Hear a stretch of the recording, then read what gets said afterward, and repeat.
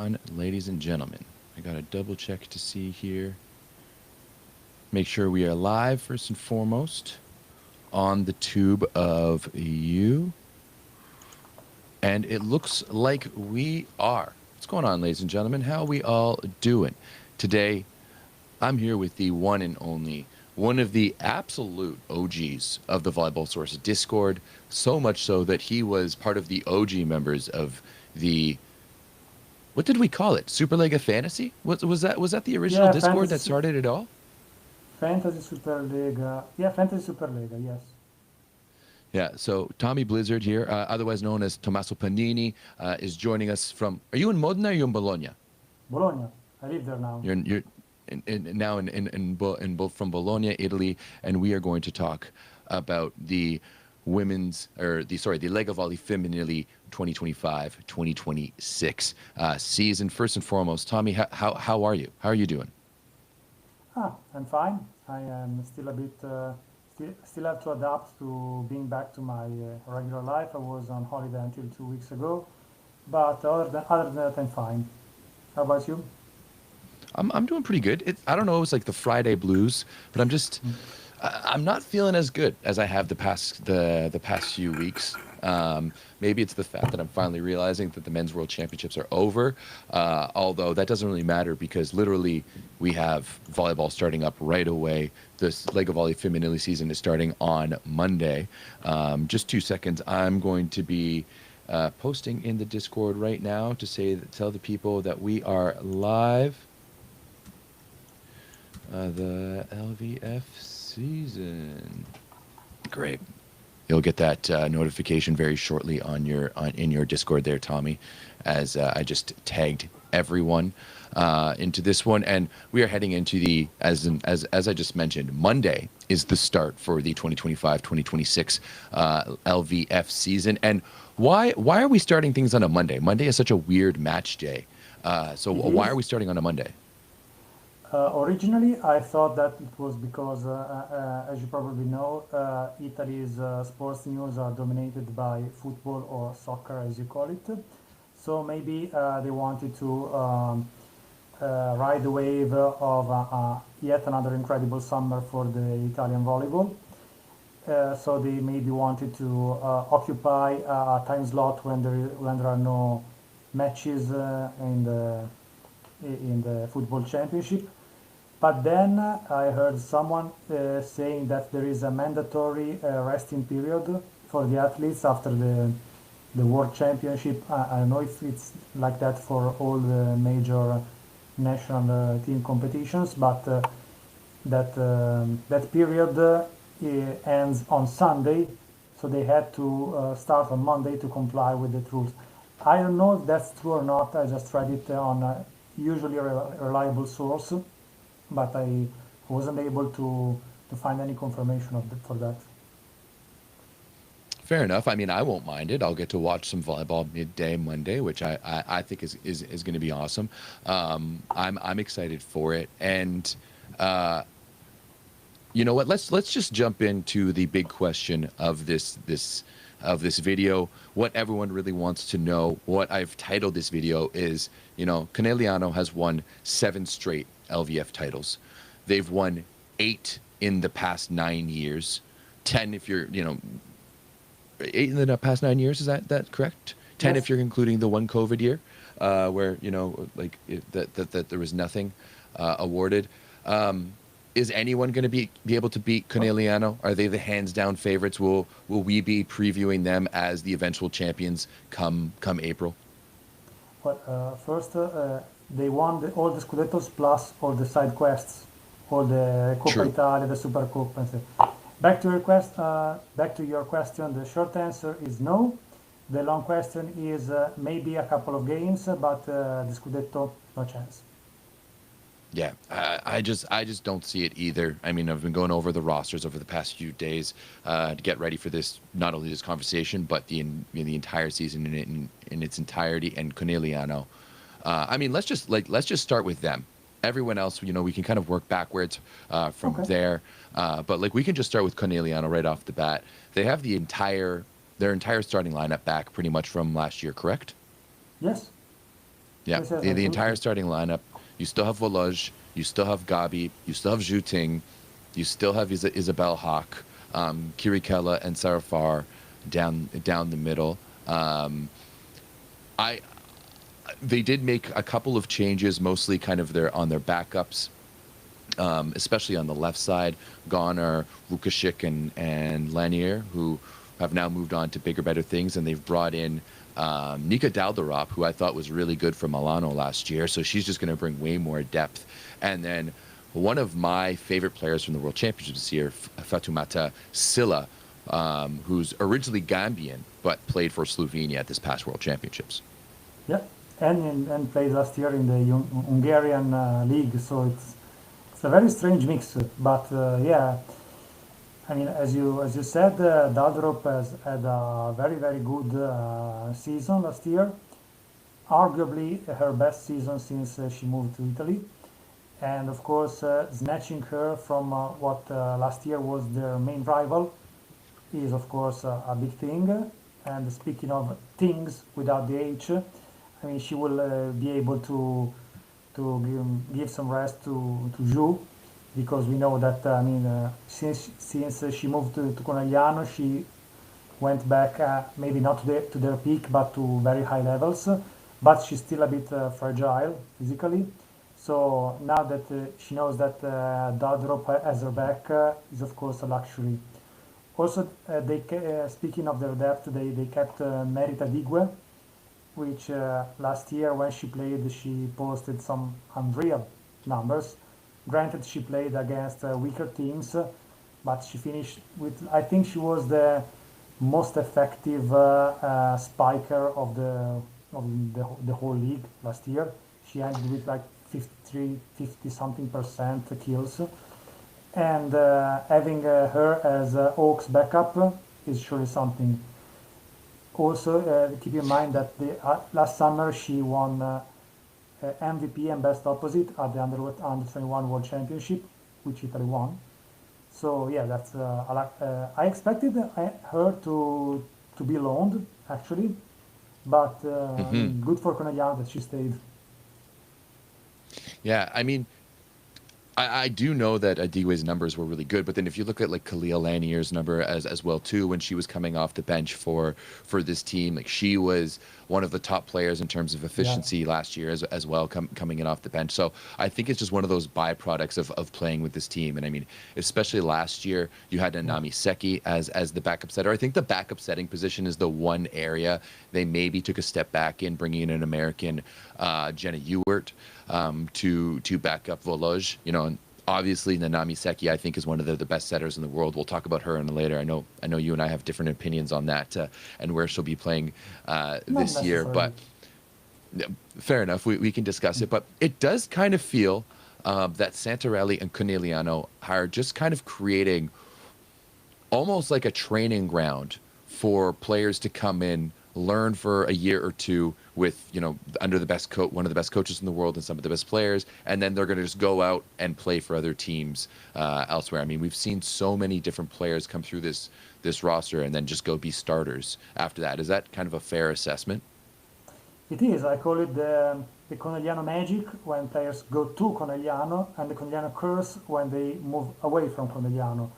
Because I mean, we saw players like Jur Chirichella that signed with Conegliano when everybody thought they were washed up players, and then I mean, they turn out to be maybe not back at their peak, but very close to that level.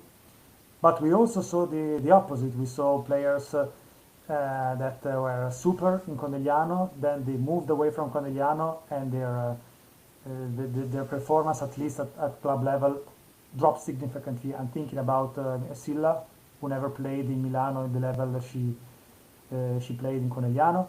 And at some point, even Egono, at least at club level. I mean, her year in Vakif Bank and 2 years in Milano haven't been uh, close to the peaks she had in Conegliano. Also because she had very high peaks in Conegliano, so that's a very high bar. But I mean, it's not like she became she won. It's not like she was 27 at the time and she's 34 now. I mean, she's still in her prime, in her physical prime, so something changed. And Kirikella said it once. She said, "Okay, when I came here, I realized that here they do things differently, and I realized it can be sort of a canned sentence, if you want, but there is something about the place, and the fact that nobody still has decoded what that thing is, it should be worrisome for their opponents." Yeah, I mean, they're just the best operated. It sounds like they're just the best operated club.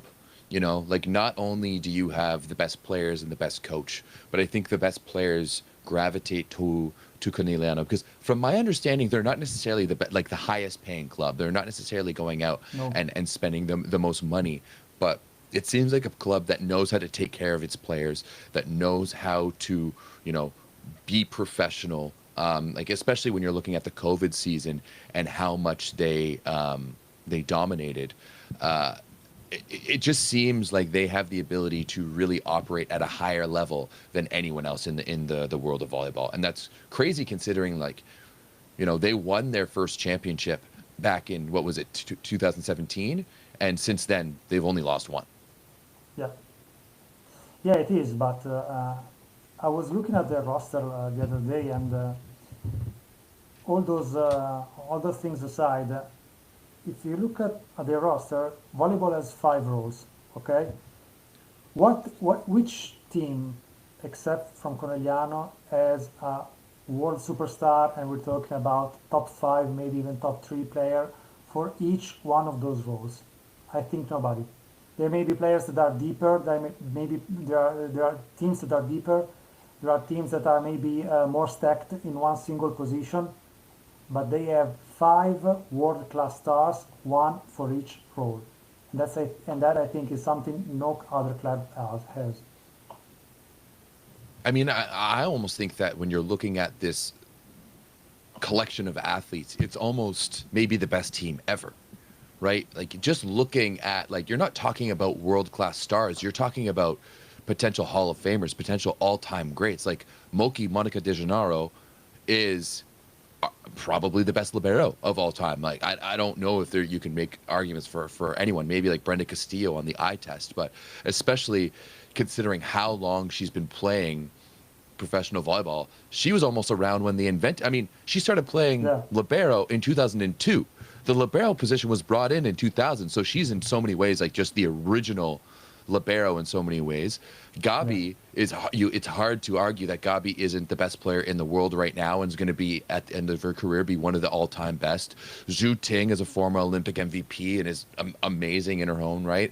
Voloj is out there as one of the best setters as well too. Like this is a collection of truly just the best collection of athletes we've ever seen, especially last year and this year together. yeah. I'm always a bit cautious on the whole like goat level, even Yeah, but on both. Tommy, I'm North American. Like that's all we do, you Yeah, know? Come on. I realize it. But I know I wasn't around back then.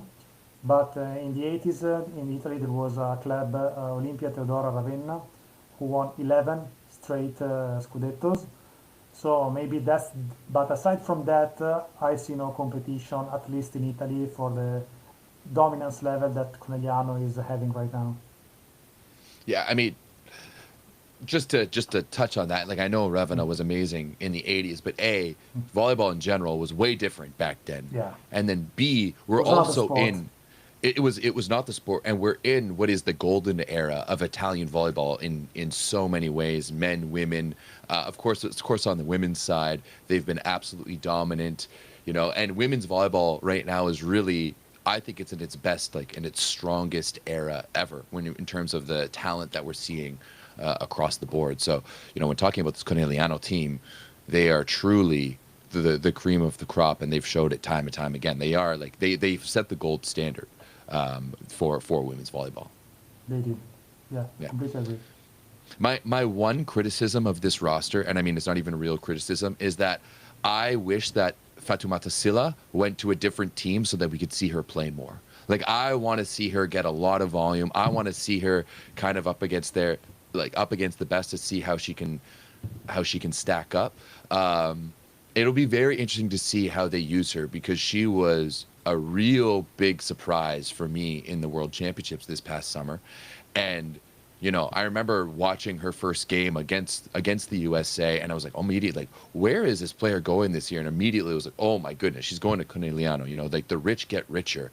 Do you think that there's a world where she maybe starts in front of Dalderop, like she's the first one off the bench and in front of Dalderop? Like Dalderop didn't have the best summer playing for the Dutch, especially at the World Championships. Do you think we're going to see Silla play at all for Conegliano this year? Silla will play, there is no doubt about that. I mean, look at what happened last season. All the four OHs had their fair share of playing time. I mean, Conegliano has a deep enough roster in that position to alternate all the players to make Gabi and Jou rest for the big matches. And I mean, Conegliano is so dominant they can afford to start maybe even Dardrop and Silla together against uh, pretty much every team that is not the big four, and have like 90% chance of winning maybe even more. So I mean, I am pretty confident that you will see her playing a fair amount of time. Now we have some questions in the chat, and it's mostly, Yeah. do we think this team is better than Fenerbahce's roster? That's not the proper Fenerbahce that I wanted to pull up there. Oh, come on, Volleybox. Volleybox has been interesting recently. It's like every time you open up a new tab, it Also, I'm not the Fenerbahce. only one. It's a widespread problem. Yeah, I guess it is. But looking at Fenerbahce's roster, they have Alessia Oro this year, Melissa Vargas, Fedoretseva, Anna Anna Cristina, Cristina. Hande Baladin, Eda Erdem, Agnieszka Korneluk, Gizem, Orge. So it's like once again they are a full all-star roster, but also led by Marcello Abbondanza. Do you think this team has the ability to beat Conegliano at the Champions League this year? On paper, yes. And by yes, I don't mean they are better than Conegliano. I mean they have a fair chance of beating them. But unfortunately for Fenerbahce, volleyball is not played on paper. It's played on Tarflex. And as every sports fan knows, be it volleyball, basketball, football, whatever, just I mean, I come from the Panini family of the stickers album, so I will use this metaphor. A collection of stickers doesn't necessarily make a good team. I mean, there is there is so many other factors involved that it's something that you can't predict so easily. But again, on paper, especially on Champions Leagues where they have no foreigners limitations, Fenerbahce has a very scary roster. What I noticed though is that I made a trip on the Turkish League channel a couple of days ago, and of course the Sultanlar Ligi, or however is it called. Sorry, Turkish people, I'm still working on my Turkish. But anyway, most of people were discussing about their power rankings of the Turkish teams, and many people actually said put Vakifbank over Fenerbahce. So I mean, I wouldn't, but of course they know Turkish volleyball much better than me. So seeing that so many people were ranking Vakifbank higher than Fenerbahce kind of made me think that maybe we are overestimating Fenerbahce a bit. They know something that we don't. I don't know. I'm not necessarily entirely sure about that. I just think it's a little bit difficult sometimes. Fenerbahce has been so up and down over the past few seasons and really haven't been able to win anything. And for me, Fenerbahce, it really comes down to the coaching. I am pretty aware of Marcello Abbondanza, as he did come in to coach Canada for a season, and I know how disastrous that was. So yeah, I think it will be interesting down the stretch. But at the end of the day, as you said, volleyball isn't played on paper, and you need to beat the best to be the best. And right now, there's no doubt about it that that Conegliano is the best. But you know, I'm sure we're going to talk about them a little bit more today. But you know, moving forward, 14 teams in the Lega Volley Femminile this year. Starting at the bottom, who do you think are going to be in the relegation race? Who do you think are going to be a part of the teams that are potentially going to be moving down to A2 this year? We had San Giovannini San in, Giovanni. sorry, Giovanni San Giovanni, Marignano. Call them Marignano, and then Consolini, it's easier. Consolini. It's easier. It's Oh yeah, Consolini Volley. I see that. yeah, That's in their it's logo. easier. And then Macerata. Both of those two teams moved up into the Lega Volley Femminile this year. So who do you think are going to be the teams trying to stave off relegation this season? Well, those two are serious candidates for relegation, and this brings me to something, probably the thing I like the least about European club volleyball, which is the fact that the transfer season starts every year earlier, which Hmm. means that for teams that are newly promoted to Serie A1, transfer season for them starts when the other teams already had a huge advantage, and most of the players are already signed or committed for.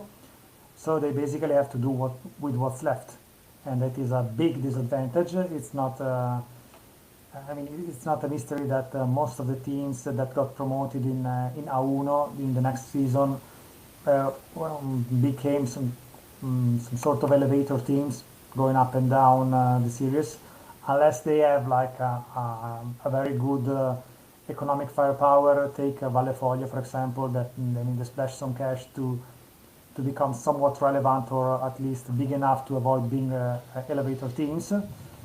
And but except for those two, I see Perugia and Cuneo risking a bit. I see lots of question marks on the rosters. So I don't know if you want me to dig a bit deeper into them, but I mean those four I think are the most likely candidates for relegation. I mean, I'm looking at the sorry, I think it's the Macerata roster. Or no, sorry, it's the Consolini roster right now. And there's two athletes on this roster that I'm really excited to see. One is Martina Bracchi, who I've been a big fan of. I think Yes, she was a little me injured too. last season, so we didn't get to see her as much. And then the other one is Sarah Straube, the German setter, Exactly. who I thought was fantastic this year, this summer for the German team. And with those two athletes, I'm excited to see what they can come up with. And also you also have Ednare Bracker out of Sesker Flamenco out of the Brazilian league as well. So you have a few different pieces there that I think could be interesting playing for Consolini. They do. In fact, I was a pretty Uh, it was pretty interesting to see a team that has only three outside hitters on the roster, and Yeah. their global level is a bit meh. But then they signed Sarah Straube, which is, I mean, a very high.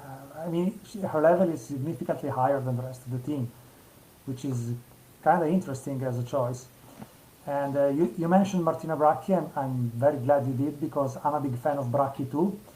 Last season she had some physical trouble, but she also didn't get very long with the coach, and she became a fan favorite, but that wasn't enough.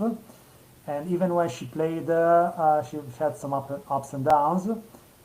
I think that right now in Consolini she will have very few competition for the starting role, and I think that will be the perfect environment for her to stage a comeback season because she has the potential. I mean, let's not forget that she was picked personally by Velasco in the very brief stint he had as a Booster Seats coach, and he moved her from opposite to outside hitter.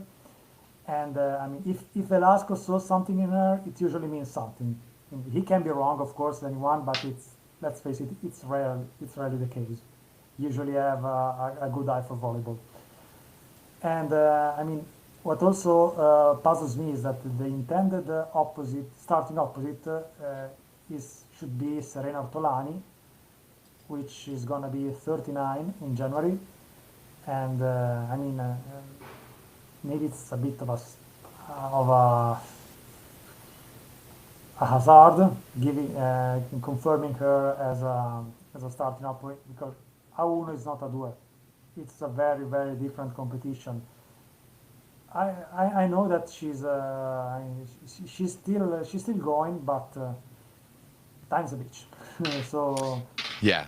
I mean the Champions League MVP from 2008 2009 is that was almost 20 years ago, and that's why I think they brought in the Brazilian as well too, to kind of so you know shore some things up. yeah, One team or two teams relegated from two.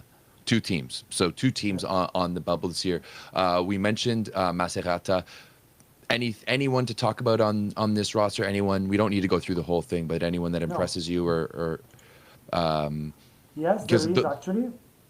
They made a very young team. I mean, they're only opposite in the roster. Clara De Cortes is the oldest player in the team, and she's 29. yeah, And all the outside hitters are under 25. And I think there are two interesting players among them. One is Nicole Piomboni, who is one of the members of the under 21 team that won the World Championship last year. And the other one is Natasha Ornok. I hope I pronounced it well. He's a Polish spiker, which did very, very good at the under 19 World Championship. She's a very physical spiker.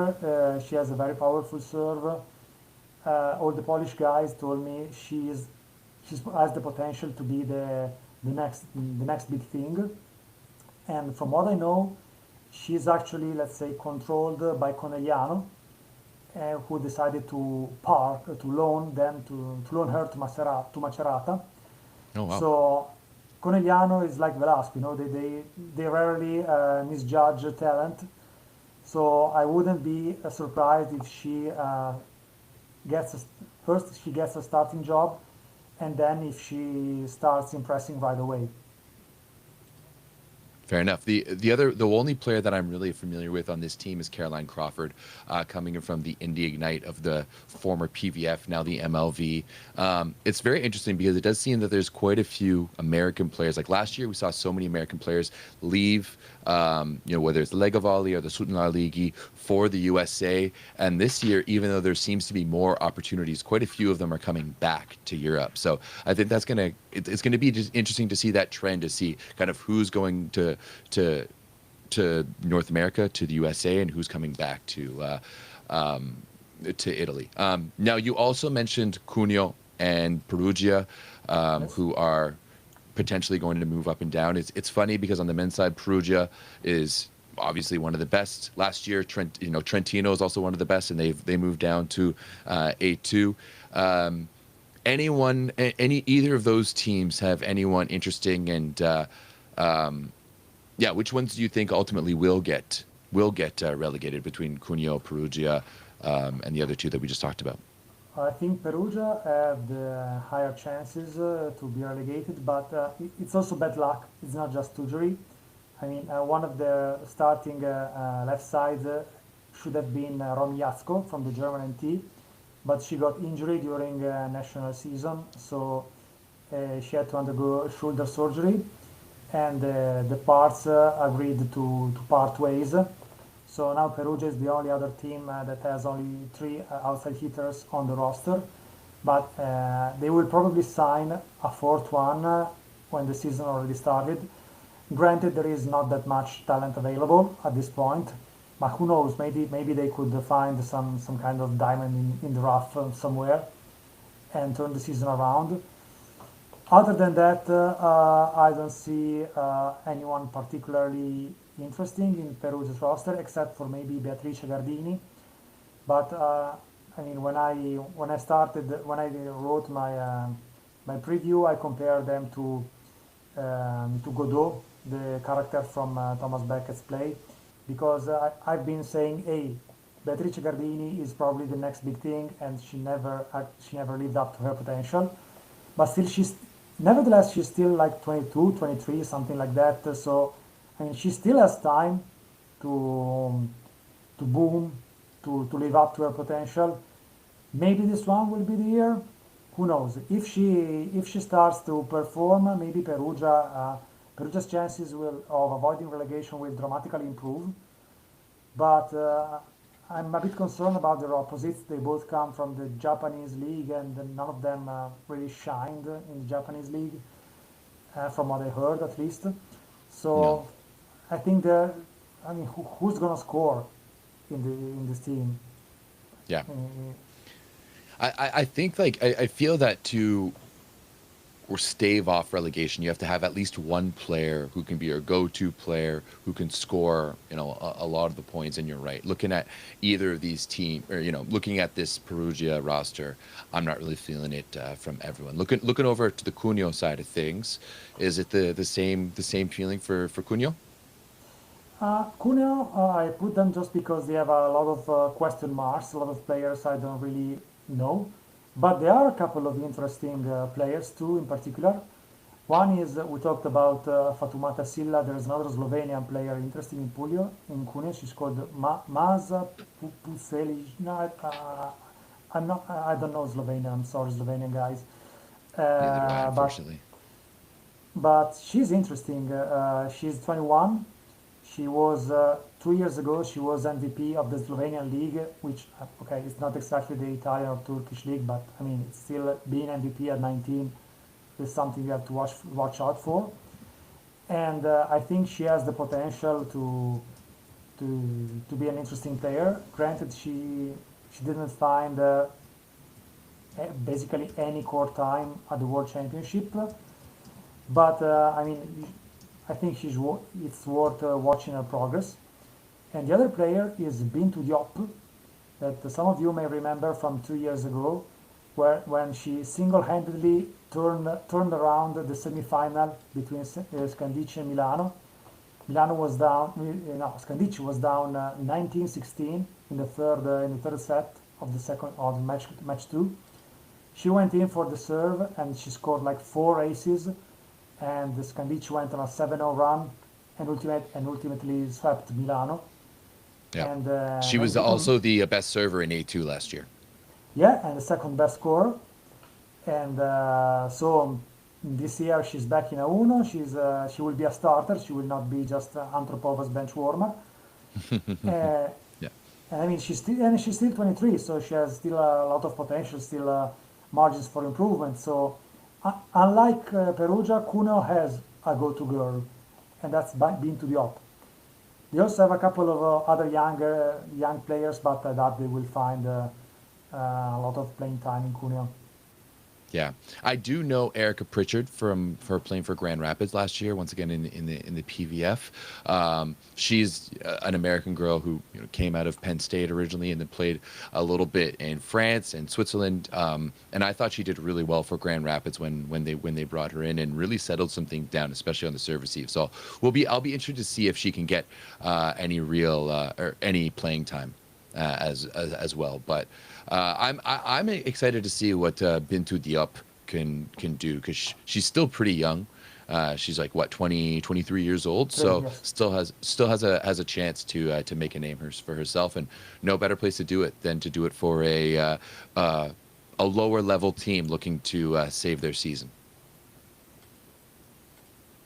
Yes, I agree. Now, is that kind of like it would be those four teams that you would kind of vote to be in the bottom four, fighting off relegation, come from 14 to 10th place, more or less, or 14th to 11th? Well, there's probably also Firenze that could join this very unprestigious club because there are quite a lot of question marks on Firenze as well. But Yes. personally, I'm kind of thrilled by their roster. I mean, they won't make the playoffs, but they made some interesting bets, if we can call them that way. And I mean, Morello just won the French championship, and she did really well in France. And that's something that personally I recommend to all those Italian players who are stalling, who can get a steady starting job and are still pretty young. go make a season abroad, see what happens. And Morello did that, and we'll see if, how much she improved. And we'll see how Francesca Villani goes back. She was a really good scorer when she was in Chieri.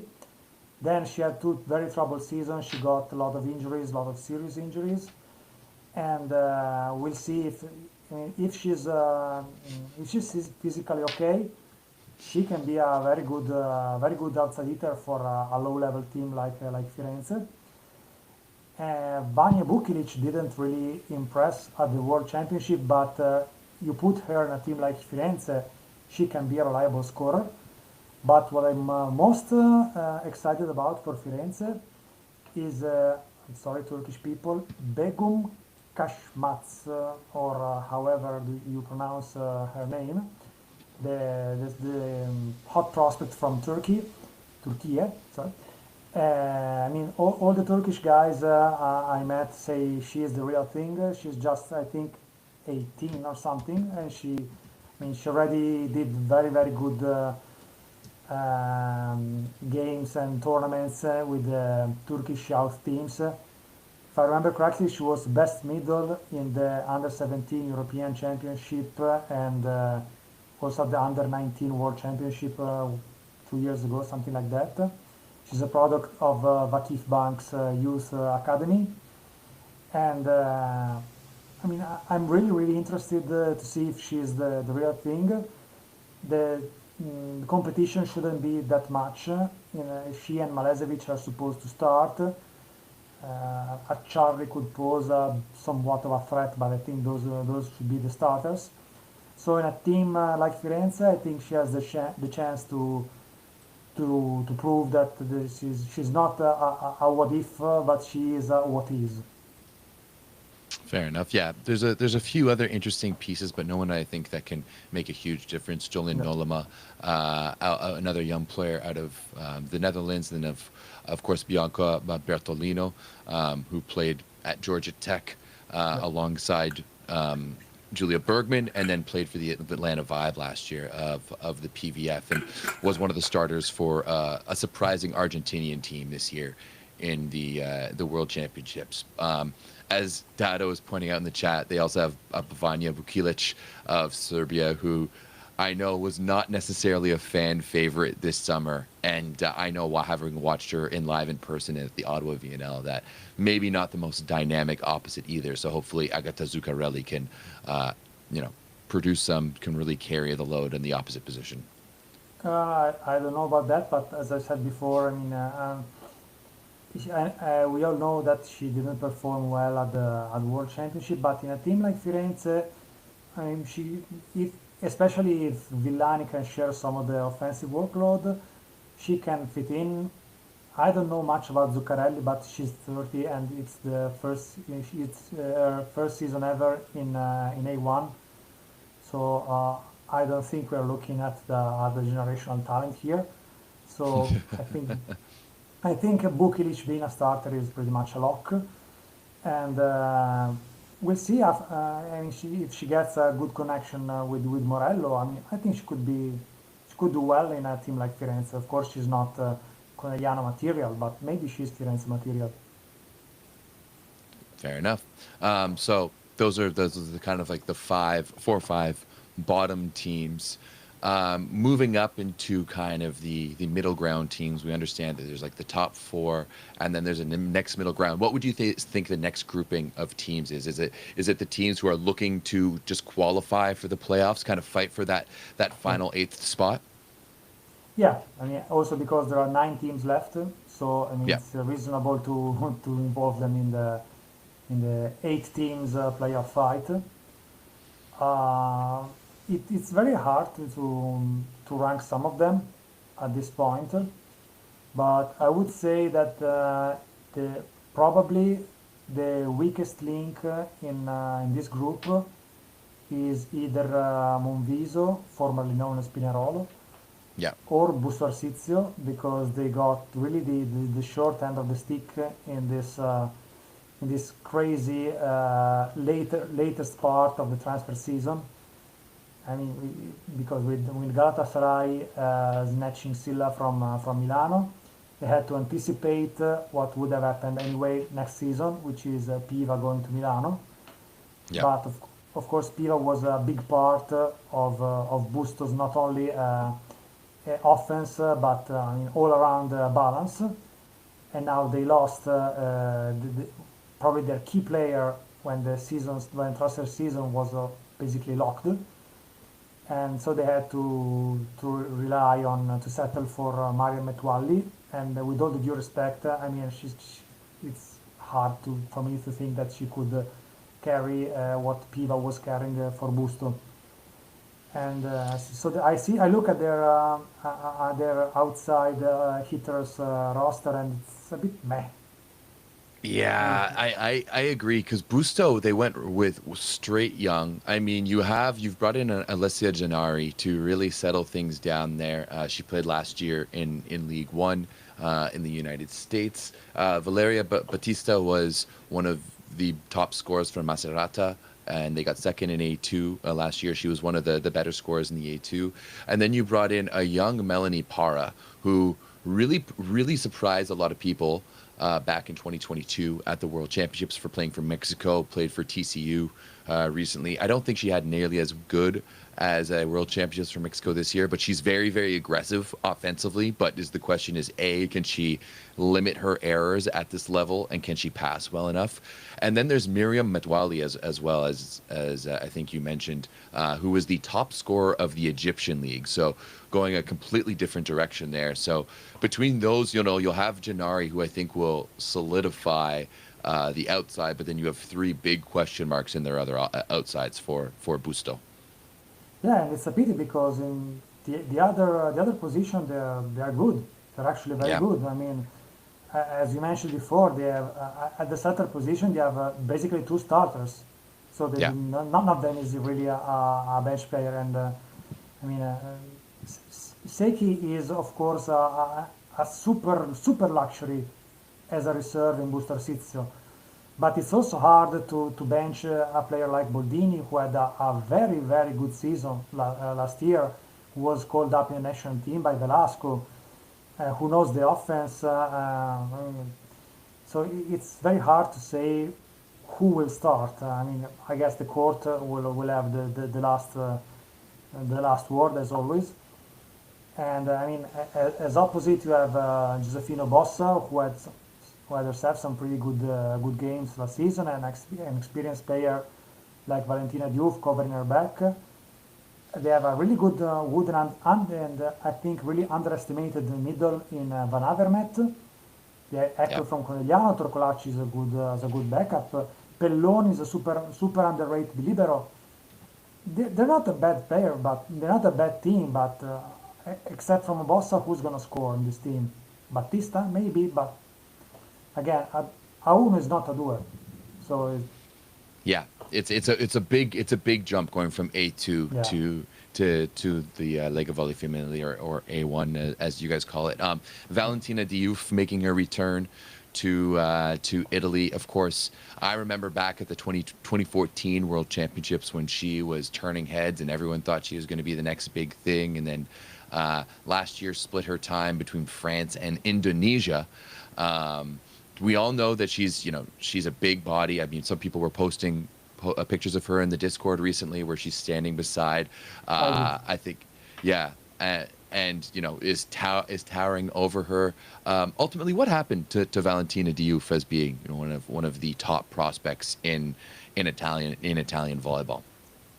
uh, she's I don't know how much can you get from this example, but I took a brief look at the chat. I recognized some names, and some of those names follow football, so they will get this. She's basically the Mario Balotelli of women's volleyball, meaning she's a mixed race Italian that had a uh, very big talent and came out very young.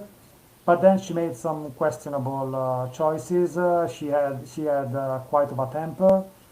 I mean, I remember, if I remember correctly, it was before the 2016 Olympics. She was basically dumped from the roster like 3 years before the departure from Rio de Janeiro by text, something like that. Yeah. And then she was signed by Perugia a couple of years ago. She never set foot on the court, and she basically left the team without saying anything because she had the beef with both the coaching staff and management. I mean, she's hard to handle. Let's put it this way. And it's a waste because with the again, I was the one who posted the picture. She was standing next to Van Avermaet, who is 192 centimeter tall. So Yeah, she's my height. Yeah, yeah, she's basically 6'3", yeah, which is big for women's volleyball. yeah. She's big, and she still looked like a libero Yeah. next to Valentina Diouf. So she had this tremendous physique, and she also had a good technique. But I mean, if you all those things are controlled by your head, and if your head is elsewhere, your body won't respond, and if your body won't respond, you won't play well. Yeah, yeah, absolutely. I'm going to be interested to see if they'd use Nanami Seki or Jennifer Boldoni in the Mhm. setter position. I'm sure that, especially like if you have Diouf and Obosa, and if Diouf can get on the same page as that team, maybe there's a potential double sub there. I know the Yeah, double sub isn't necessarily as prevalent in the women's game, but if you have two setters like that, you have two opposites like that, you're going to probably have some trouble scoring on the left side. Maybe it just gives you a chance to open some things up there yeah, for Busto. I think this roster is going to be very interesting.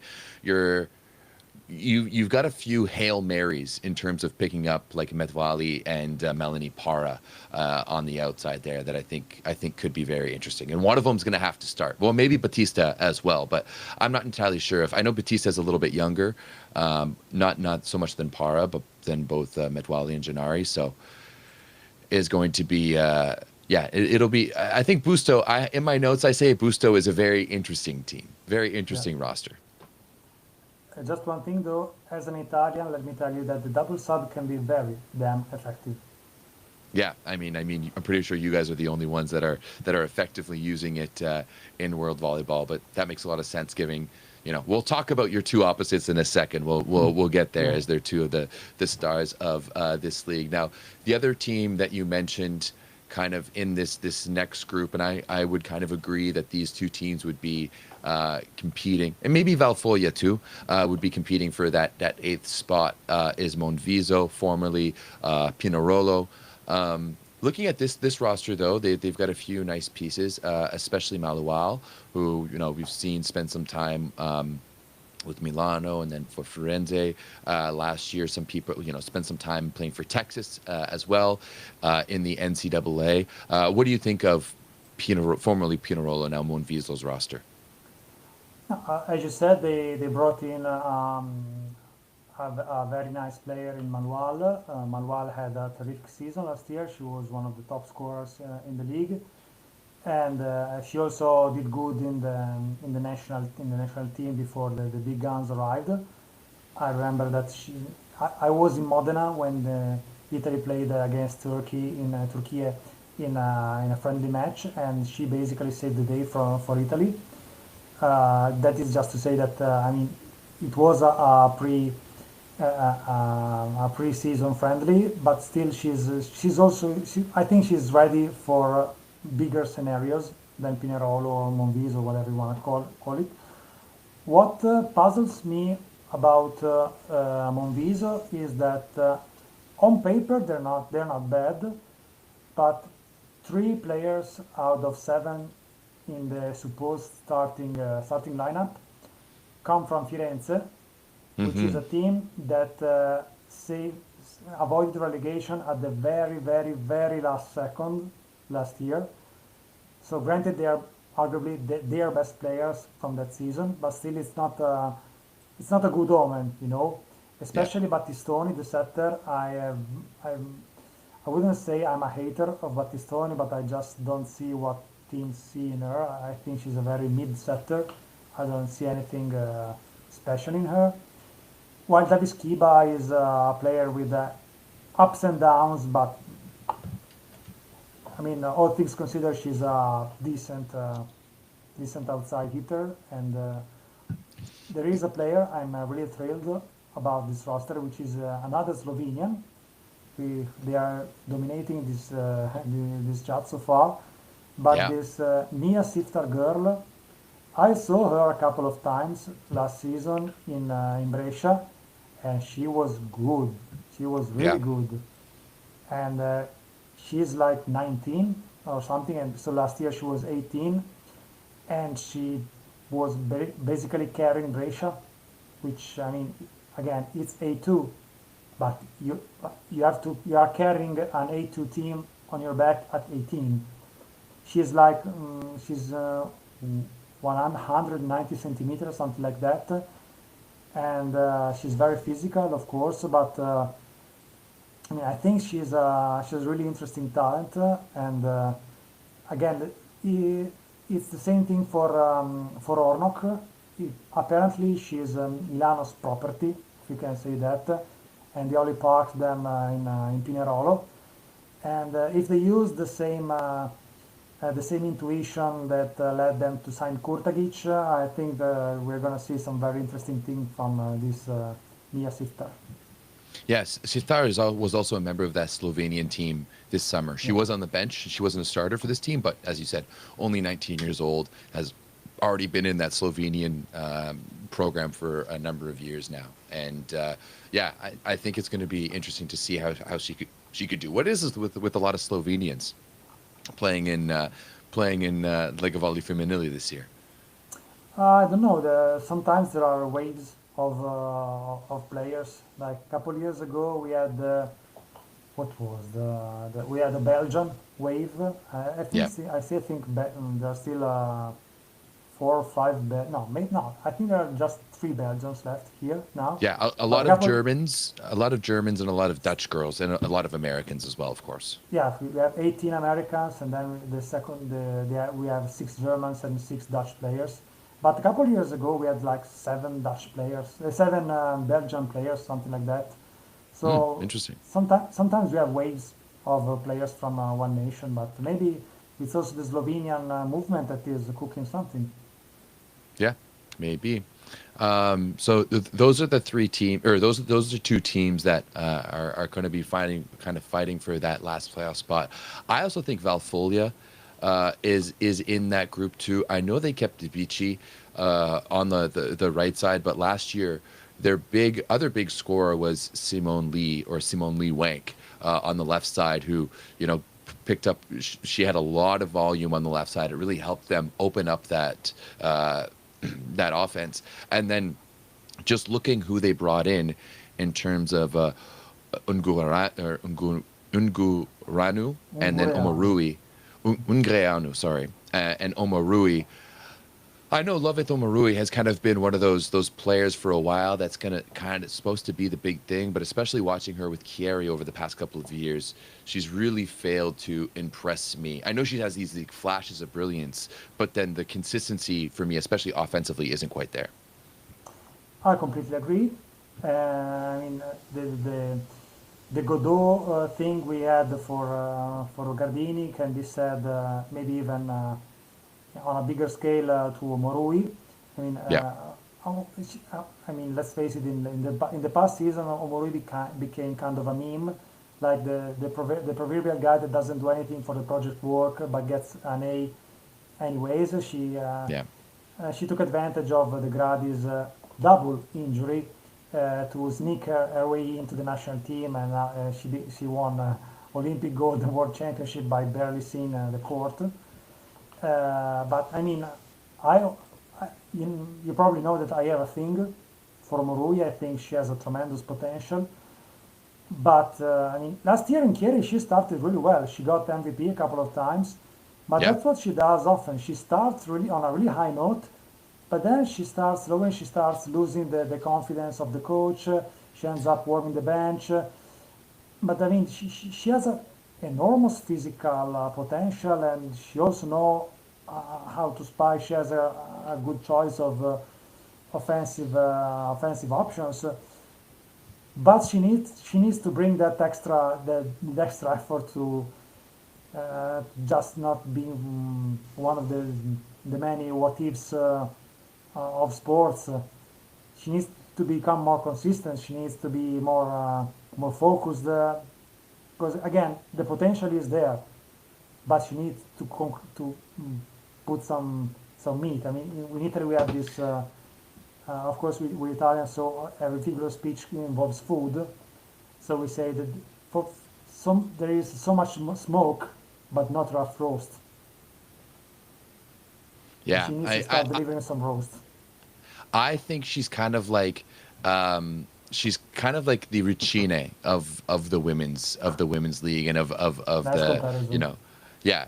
I've always found them to be very similar because Rucine is the same way. Always starts the year really, really good, and both are kind of undersized who jump really well and swing aggressively. And then once teams start figuring out that they only have a couple of shots and they don't play like smaller players should, like they don't necessarily play smart, they try to just use their speed and their jumping height, then teams start really clamping down on them. I watched quite a bit of Chieri last year.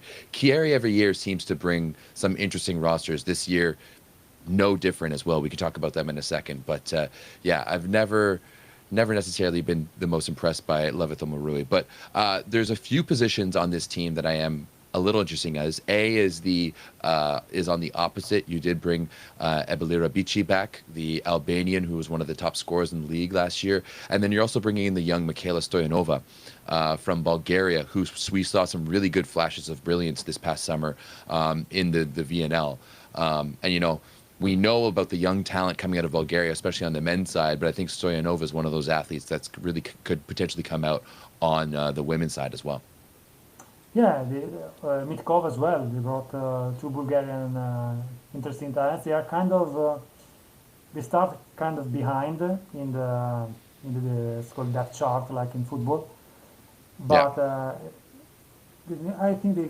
I mean, Vale is playing in Challenge Cup, if I remember correctly, this season. So they will probably have some playing time. They will probably give some rest to Beach and one of the middles. And speaking of the middles, I think Their the middle group worst. is really interesting. They're interesting, and they lost a very big piece in Camila Weitzel this summer, which Yeah. was their second best player, I think, after Vici. I mean, either she or Lee. I mean, but she was really, really, really good last season. But I think Butigan is a very underrated player. I think it's a good substitute. She's not Weitzel, but she's good. And also, we'll have to see if Candy keeps it up. Last year, Candy was really underrated middle. She and Weitzel were probably the second best pair of middles in maybe let's say third. Also, Yeah. Farki Rikella was after Farki Rikella and Danesi Kurtagic. I think there were them basically. So yeah, and they also have the only Canadian in the championship. You know what? Like, I do want to touch on Sonia Candy last year, in general, because I love watching her play. I feel like she's one of those emotional players who can sense the emotional roller coaster of a match, and she understands, like, not that she understands necessarily, but she has the ability to make big plays at big moments. From the baseline and her blocking. I've really always enjoyed her. But yeah, I think that Dolly Thukboom, and in talking to Giovanni Guidetti this summer, there's very few middles in the world, or there's very few players in the world who can play at her level. She's long and she has the jumping ability too. I'm very interested to see how she can play at this level in Italy. She's the only Canadian who's going to be playing in Lega Volley Femminile this year in the Serie A. And you know what? Especially with how short-handed, let's say, our Canadian women's team was this summer, especially as we moved on into the World Championships, Dolly started being one of the focal points of the offense for that team. And now I think that if she can learn how to read at that level and follow the game, like she's coming from the Belgium league, unfortunately, and then due to COVID, spent 5 years in Canadian University, which isn't necessarily known as the best breeding ground for women's volleyball. other than a few of our best. But I think Dolly has a huge physical upside. And if she could understand how to read that game, she could really compete for some starting minutes on this team. Yeah, the competition is very high though. So I hope she can get some court time, but the depth chart surely doesn't look in her favor. No, I know, but I'm still here hoping, Tommy. I'm here Yeah, hoping. no, She's me the only too. she's the only one we've got. And you know, in speaking to Bree O'Reilly, of course, our A team setter who got injured this year, and and Giovanni Guidetti as well before the VNL started, I asked them, who's the one player who we weren't really expecting, and they both told me Dolly. So I think Dolly could really be one of those next level players for this team. But that's also just my bias and my hope through all of that. Anything else you want to talk about this team, or should we move on to maybe potentially like a Bergamo or? Yeah, I think Bergamo would kind of be the next team to talk about. I think, in my opinion, Chieri is kind of the fifth team. They look to be the best team out of the next group, but not quite good enough to make it into the I into the agree. Elite Four. And Bergamo is kind of going to be at the same level as they were last year. Yeah, so Bergamo was arguably the biggest surprise of last season. I'd say either them or Busto. Yeah, And contrary to what Busto did, they benched kept pretty much all the team from last year. They only lost the setter and the opposite, but they were very adequately replaced yeah, because Piani wasn't the high volume opposite in the team. She was probably sometimes she was even the third option in the team, and they replaced her with Kendall Kipp, which is no pushover, which she comes from Bakif Bank, and yeah. 2 years ago in Firenze she did a very good season, half season because she arrived at half season, but she was able to significantly improve Firenze's record, and But most of all, go ahead. well, I was just going to say, like they kept their two biggest players who are on the left Yeah. side, like Ayla Masese out of Cuba, and then Michaela Milenkova, who we saw do really well for for Czechia this summer at the VNL and the World Championships. Like, to me, they're really the center point of that offense. But you're right, adding Kendall Quip and then also Emilia Veske out of Germany, those are two potentially nice options to add on the opposite position. Yeah, there's good depth as well, as you said. Yeah, Cece was impressive last season. She was, I think, the top scorer among outside hitters, something like that, Yeah, and sixth she overall was. or something like that.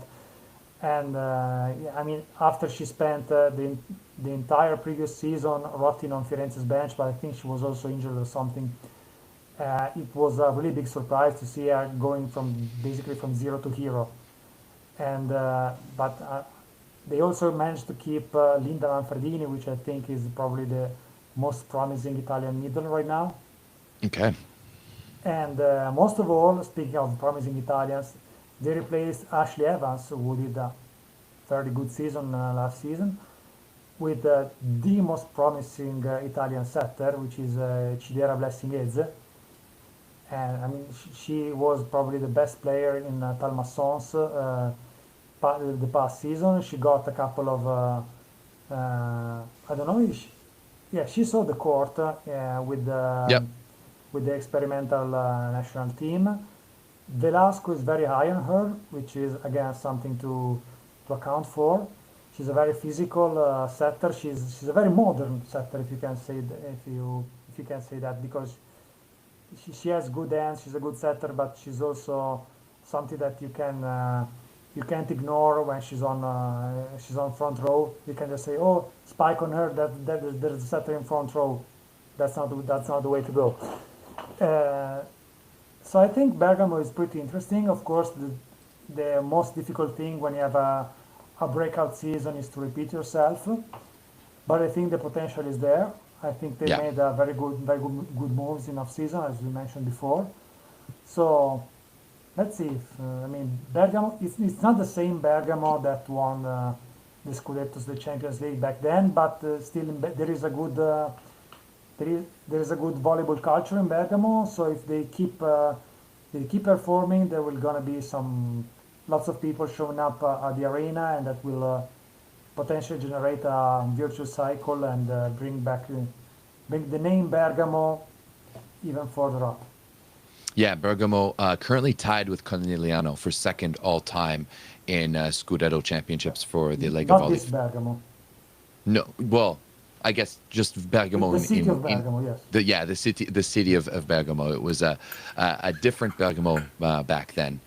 But on Volleybox they have them as the same thing. So we'll just call them the same thing. Okay. But yeah, I agree. Yeah, I think this roster will be interesting. But as I said before, I do think that Chieri will be a very interesting team to watch, and in my opinion, will be that fifth place team. I know they lost Avery Skinner, who was a big piece for them, but they they have some really nice pieces. I think Sarah Van Allen is a very good and maybe even underrated setter. The way I got to see the way that she runs her offense, it is incredible. And I think that the pieces that they picked up are really nice. Like they have some really nice depth in the opposite position with Anett Nemeth out of Hungary, and then Alice Dambrink. So you've got Nemeth, who's bigger and can bang balls, and Dambrink, of course, is a little bit shorter, the lefty, but she has really good connection and really good chemistry with Van Allen.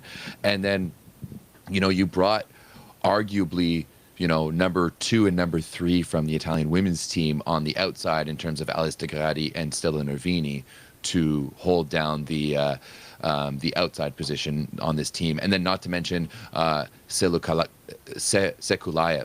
the German middle, who impressed so many people this summer as well.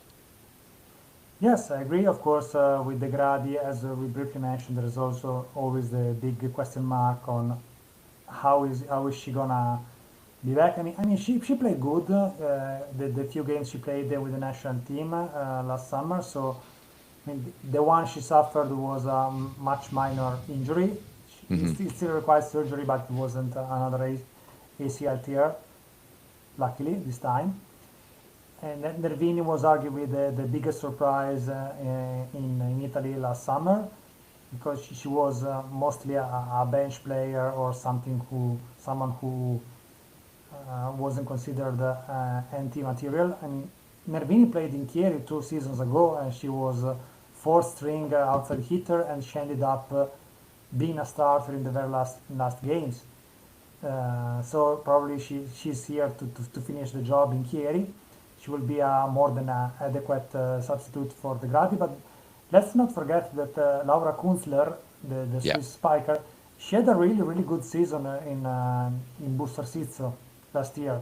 So that's another piece of the puzzle. They are pretty stacked in the middle as well, because Yeah. I mean Anna Gray played in the VNL. Sarlbert is one of those players who always starts from the bench but always ends up playing her fair shares of rallies.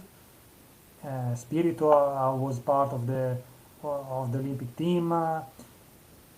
They have a good team, and as you mentioned, it's also a pretty deep team. I just want to see how this new coach fares. I know very little about him. I know he was coaching in Brazil, but I Hmm. know that things with the previous coach were really tense. It wasn't a nice breakup between Bregoli and Chieri. So of course, moving on was the right choice. We'll see how this new coach will run things in Chieri.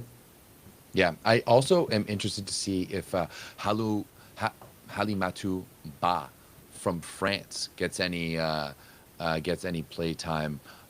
She was the best outside hitter last year in the French league, and also the MVP of the French Super Cup. And there's also a young girl, only 22 years old, coming into her first year. So I think you've got 4 very interesting options on the outside there. I think that there's a lot of depth for this Chieri team. And while, last year they had 2, very clear stars to go to an Avery Skinner and Jiquel on the opposite. I think that this year maybe it's going to be a little bit more even their offense, but it seems like they have weapons almost everywhere. Yeah, I agree.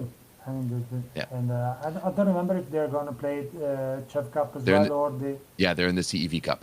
CV Cup. Well, then it's going to be a long season for them, so they'll have to do some turnover. Yeah, absolutely. Now that kind of is brings us from like 14 to 5 more or less. Of course, as always, there's the big four. Do you think any of the teams that we just mentioned can really compete with the big four of the league this year? Probably not. Maybe Chieri has some more chances than the others, but I still see a pretty big gap between them and the top four. Yeah, for sure. Now, in that top four, we already talked about Conegliano. Of course, Novara, Scandicci, and Milano. And as you mentioned, there's been quite a bit of a shuffle this year in the Lega Volley Femminile. We've seen players like Miriam Silla move to Turkey. Of course, Alessia Oro moved to Turkey as well, and that just provided kind of a rippling effect where other players like Piva or Bosio were brought up, and then other players were found out. Looking at these other three rosters, I really think Novara has the most complete roster of them all. But before we talk about them, let's start with Scandicci, Okay. because let's be honest. It's fun to clown on Scandicci because they've got so much potential, so many things can happen, and yet every year they get into these foreigner issues. And looking at this roster, it seems like they're going to be really skating by to not be hitting foreigner issues and to be able to play all of their talent as they would like. Is that a fair statement?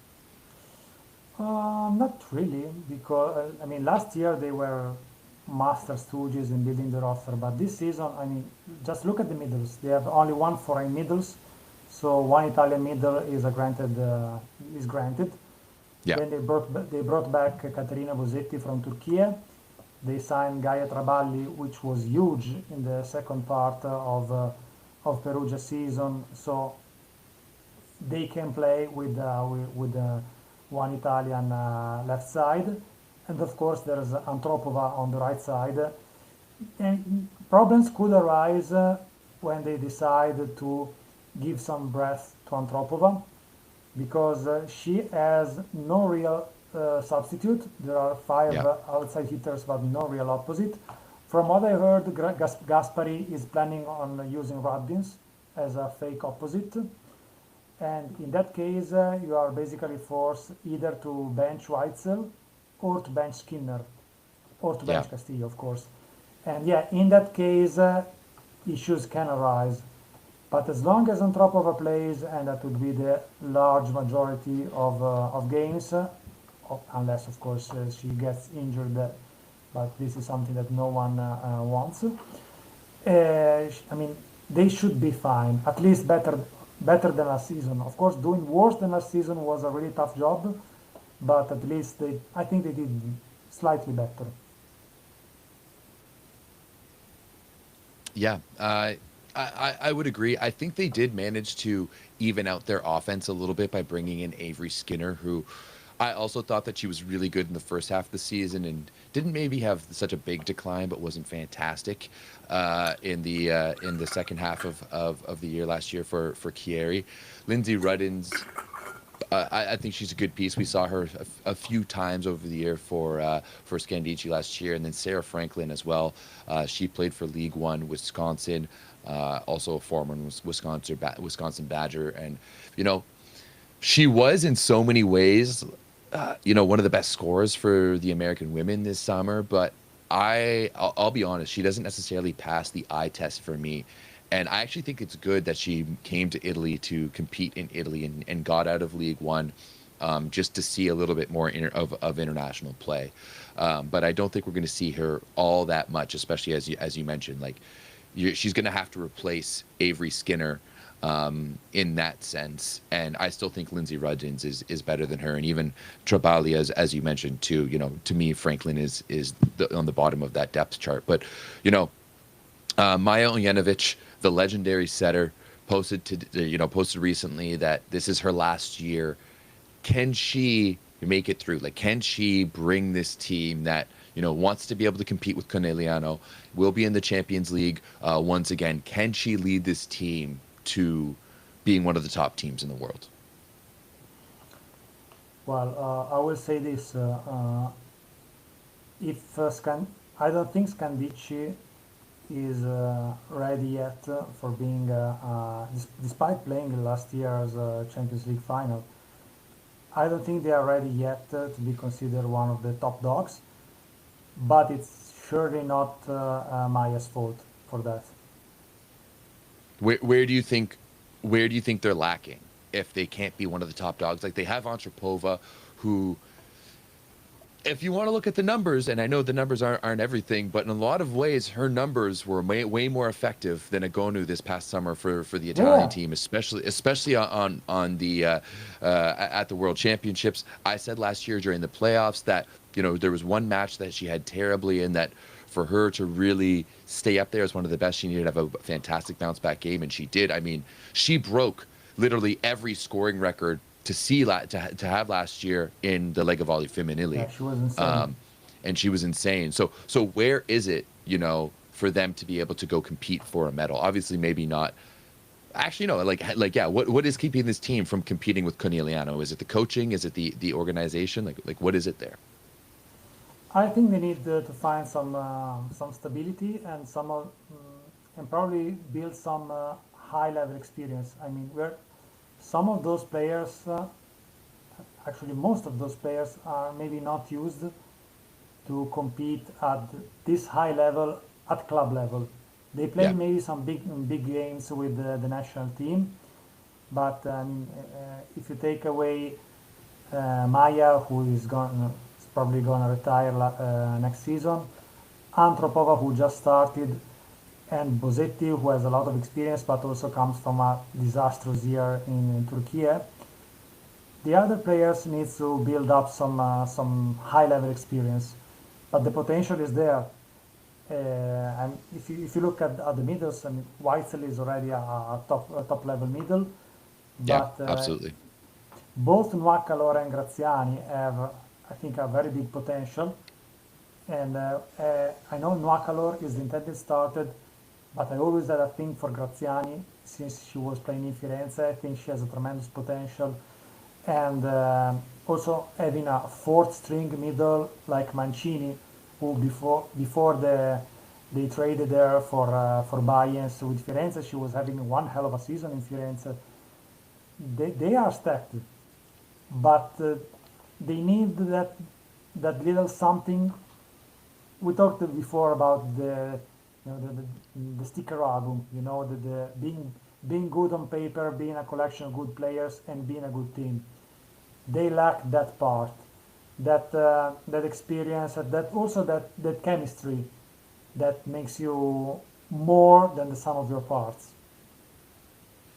Yeah. I would tend to agree with that. I'm hoping that I could see it on paper, especially with bringing in someone like because to me, when you have Bossetti and Brenda Castillo out there, like, you have the backcourt secured. Like, you have serve, receive secured. We know that Avery Skinner isn't necessarily the best receiver, although she did improve her carry from the year before to last year. There was a definitive improvement both on the eye test and in the numbers.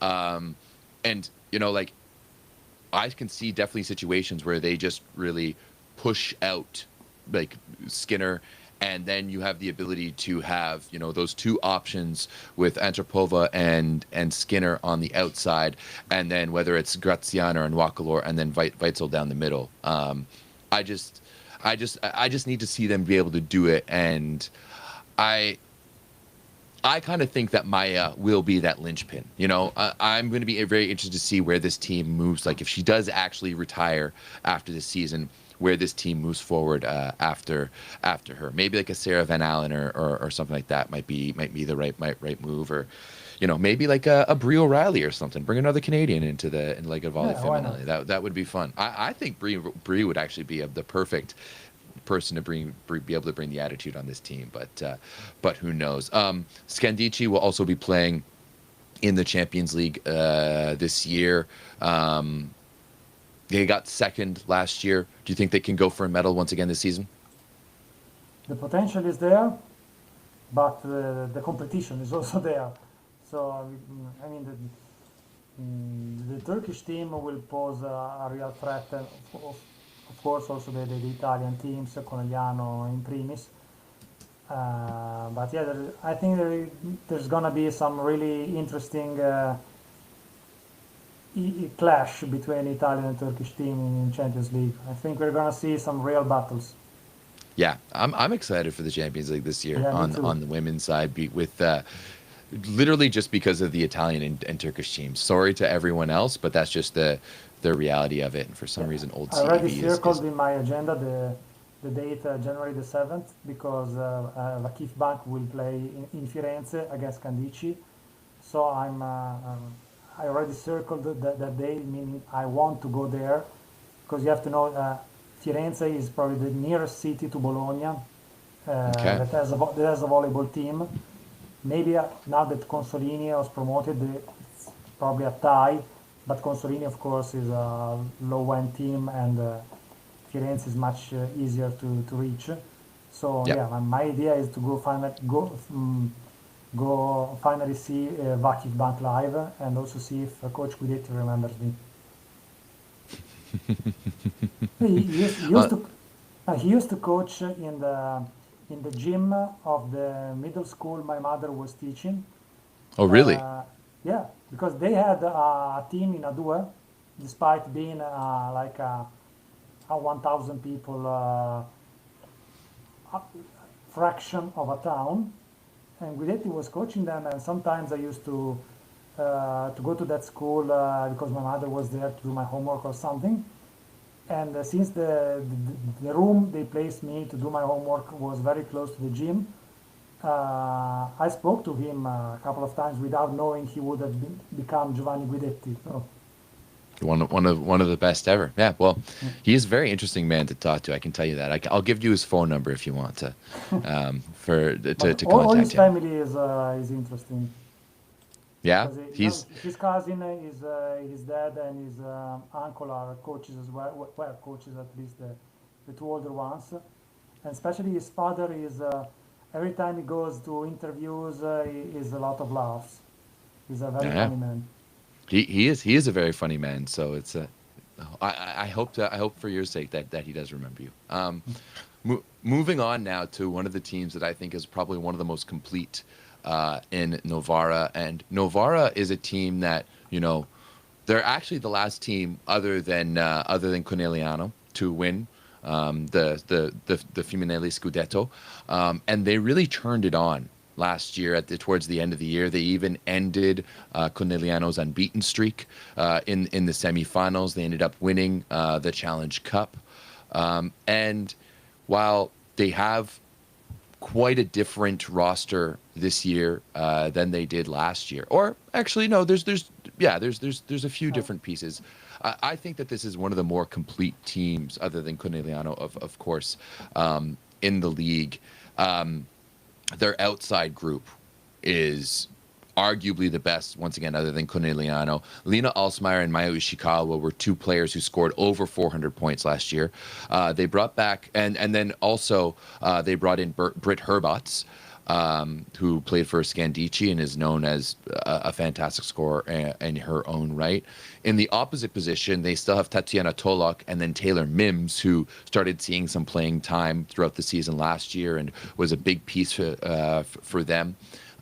Down the middle, they've got some nice pieces as well, of course, bringing in Indy Byans, and I know she's going to be injured, so they brought in Amber Egiadi, who is one of my favorite players out of the American system, coming out of Hawaii. My big question for this team, though, Tommy, is can Carlota Cambi be that player? We know Bosio has led this team. She's moved on to Milano. Cambi coming in from formerly, the former Pinerolo team. Can Carlota Cambi be the player to lead this team to be one of the best teams in the league potentially? I am biased, but I would say absolutely yes. I Okay. mean, she grew up a lot in the years of Pinerolo. Remember that she was part of the 2018 World Championship team that was basically the first time that the Italian national team said, "Hey, we are there." And she was Ofelia Malinov's backup back then. Oro wasn't in the team. Then she had a couple of trouble seasons. She lost her place in the national team. But then, first in Firenze, then in Pinerolo, she really got her groove back. I mean, she went back to the national team. She grew up a lot also in terms of leadership. And I know pre-season is only pre-season, but the way she played both in the Courmayeur Cup and in the friendly against Galatasaray, she immediately showed leadership. She immediately showed a good connection with pretty much all the players. I think she's the right choice. She, I have no doubts that she will perform and she will lead Novara to being the best team among the human ones. Okay, so you think, as do I, that Novara has the potential to be the second best team in the Lega Volley Femminile. Yes, also because they seem to be the closest thing to Conegliano Kryptonite. I mean, as you mentioned, they beat her last year twice, once in the regular season and once in the True. semifinals. Yeah. And again, it's pre-season, it's worth nothing, but they beat Conegliano in the Courmayeur Cup semifinals. Uh, I think they just match well against Conegliano. And there are only two things that worries me about Novara. First, I'm a bit concerned about the libero position. They lost Fersino, and they decided to keep faith in Giulia Denardi, who, to be fair, played really well when Fersino got injured the last season. And they decided to pair her with another very experienced libero in Giulia Denardi, which was, she was really great in the booster years, but I mean, years passed. She also had a son in between. And the fact that somehow there is a sort of Novara curse. They have lots and lots of injuries. Yeah. Last year they had injuries in Tolok. Who else was it? Bonifacio was injured. Squarcini is still injured. I mean, they have some kind of course, over them. But aside from that, I see a very deep roster, a very solid roster, and if there was no Conegliano, they could be a serious candidate for the Scudetto. But again, Yeah. Conegliano is there. Yeah. Once again, we've already spoken about Conegliano Also, there. one last thing about Novara. Can we talk about some kind of Bernardi redemption arc? I mean, as he was regarded a big stooge when he was coaching the men, he's doing well in the women's league. I kind of can't disagree with you. It's been interesting to see how he's progressed and what he's been able to do with this Novara team. And I mean, there was a little while there where Novara seemed to be that number one team, really competing with Conegliano, and of course they've kind of dropped away from that since. But yeah, I mean it is a little bit interesting to see him coach the women's, and I think it kind of works out. It's I'm interested to see. I think, we talked about Champions League for Scandicci. Does Novara have a chance? Does Novara have a chance to compete in the Champions League? And maybe before you answer that, how much stock are we putting into this Courmayeur Cup? With Novara winning it as the preseason tournament. It's Did you a watch it? quest. I did, and again, I was impressed by Novara. But again, in pre-season, everyone can look like a champion and then turn out to be a stooge when the real matches begin. So I don't know how much Conegliano pushed on the pedal, honestly, but they were really impressive in the preseason. Yeah, I mean, once again, a lot of depth and a lot of different options, because like even Giulia Melli isn't Yeah, terrible in her as own a right. Like fourth you string is a luxury. That's yeah, absolutely. Like having her as a fourth stringer is a nice piece. Um, and yeah, like I really like when I was going through the rosters, I looked at this Novara roster and I was like, whew, that's nice. And I mean, I know in your depth chart you have Herbots and Alsmeyer starting. I don't see any world where That was that could before the World happen. Championship, to be fair. Okay, okay. I mean, even then, like Mayu and Alsmeyer were both 400 over 400 point scorers last year Yes, for this I Novara based team. that So only on the fact that when there were some matches in which Novara started with Mims, so they moved Tolok back to the left, and in those occasions, Bernard decided to bench Mayu. That's the only reason why I made a decision. But after such a World Championship, it would be criminal to bench Mayu. yeah, I don't think it's necessarily out of position to like out of pocket to say that Mayu is the better Ishikawa. Well, that's a hot take. Let's put it this way. Hey, let's just compare their two world championships. That's all I have to say between Mayu and Yuki. Yeah. I mean, I know some Yuki fans would not be too happy with that, but I know that basically there's quite a few people in the Discord who would like that take quite a bit. Now, anything else here to say about Novara? Oh yeah, Champions League. Do we think they have a chance to make a run in the Champions League? Another interesting question. I think they may lack again a bit of experience on that level. And again, the competition. Everyone has the potential to reach at least the semifinals, but there is so much competition of teams that have the potential to reach the semifinals that someone will get burned, Hmm. and probably the Novara lacks that kind of experience to compete against some other teams, both Italian and Turkish. So I would, I still see, as much as I see them doing better than Scandicci in Italy, Scandicci probably has the potential to do better in Champions League. Okay, I can understand that. I understand that. Well, we'll have to see overall, I guess, what Yeah. happens with Novara, but I'm sure it's going to be exciting. Now, to the last team that we need to talk about here. In years past, you could almost call this almost the Italian national team with how many of those players were there, but a lot of change for this Milano team from past years onto this year. Of course, no more Alessia Oro running the offense. No more Miriam Silla. Nika Daldarop was so fantastic for them. No more Pietrini either. No more No, Elena Pietrini is there. Cazot. Oh no, sorry, Pietrini is there. Sorry, it's Cazot who is gone.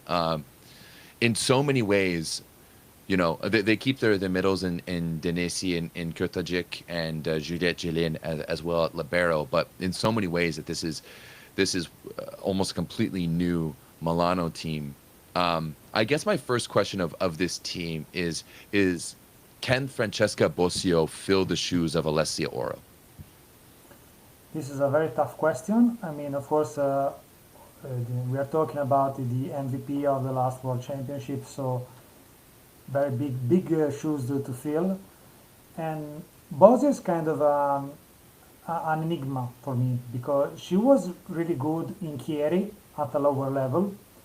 Then Hmm. she went to Novara. She had a pretty bad first season, but last season she had a a nice comeback season. She played really well, and remember that she was supposed to be Oro's backup in the national team, but then Cambi adapted better to Velasco's play style. So we're not Hmm. talking about uh, an average setter. She has the potential to be good. And in fact, I was pretty shocked when I learned that originally she was supposed to sign with Olympiacos in Greece. I mean, as such a setter going to the Greek league, no offense, Greek league, but maybe No, Bosio I is a mean, little too much for you. yeah. So going back to the question, yes, she has the potential to do good. Maybe filling our shoes is a task that is beyond her, but that doesn't mean that she can still find a good connection with Spain. Of course, she will be much less of a threat in front row than Orro is. But as far as setting is concerned, she still can be a good replacement for Orro. Sorry, I lost one. AirPod. Lost one of your earbuds there.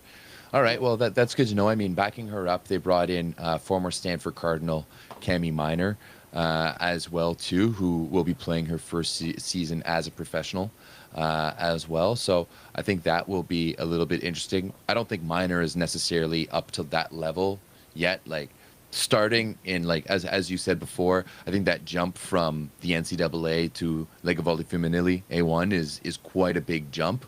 But not only that, you're not just jumping to any team; you're jumping to one of the top teams in the world. I think the other big question that you have to ask for this team is the outsides are a big question. You know, you go from Miriam Yeah, Silla and Elena Cazot, the French outside, to Rebecca Piva and Kalia and Lanier. And I know Nicadavrov. Piva and oh yeah, and Nika Daldarop as well. And Daldarop was early on in the season last year. Daldarop was one of the top scorers and one of the leaders for this Yeah, Milano team early on. So there's a lot of changeover there on the outside.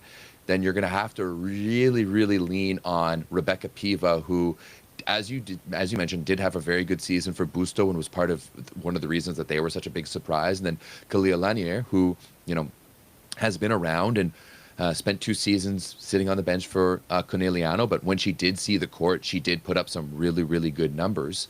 Um, can this outside core support the expectations of this Milano team?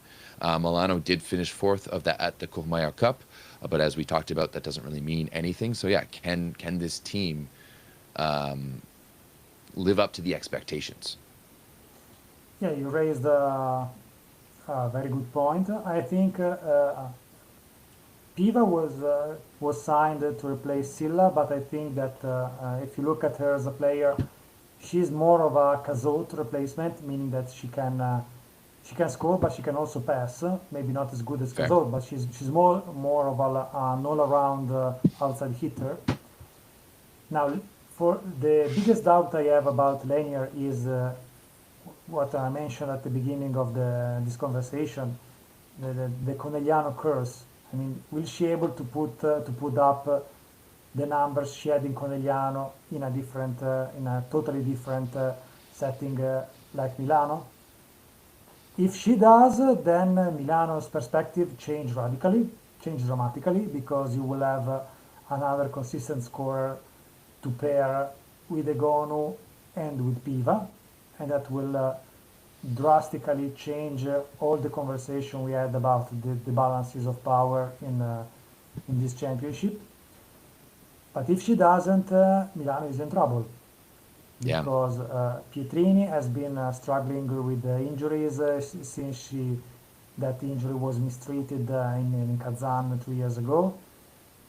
But she seems to be okay from what I see, and we're talking about someone who had a huge potential when she was 21 or something. We were all talking about Pietrini as the next big thing, as this outsider with a huge potential, and I think she still has time to go back to that level and to reach out that potential. But again, we're talking about potential. It's not certainty. yeah, And I mean, Kanin is good for being a fourth string, but we're talking about fourth strings. She's another one that moved to France and won the French league. But so far, she didn't really show anything to be amazed at. And as you said, if you look at the other positions, they are stacked, because I mean, Danesi and Kurtagic speak for themselves. There's nothing to say more than their names. hundred But percent. also Sartori as a backup is a luxury. She was one of the keys of Busto's great season in Conegliano. She was called to the national team. She was the first backup to the middles. So she is good. Of course, Egonu is Egonu, and they called Celeste Plak to as a backup because Akimova is still injured. Fersino did a good season in Novara, and she is the De Gennaro's designated heir, and she will have to share the position with Jelen, so they're deep over there. I mean, it all passes down to basically linear. If she goes back to Conegliano's form, Milano becomes a serious threat. Otherwise, they kind of fall into the meh territory. Yeah, I tend to agree. And I mean, Agonu has an incredibly high ceiling. You know, her ability to go to that next level when she's needed is otherworldly. Like we've seen it time and time again in the Champions League and in other events. But we also know that Agonu is known to struggle at times, and that if that if the team isn't there around her, then you know, like it was even and like this was a few years ago. It was back in 2020, but she's known to be maybe a little bit sharp with the people around her. Um, you know, we all know how close she was with Miriam Silla for years, and now Silla, you know, is no longer here. She's gone to Turkey to go play in the Sultanlar Ligi.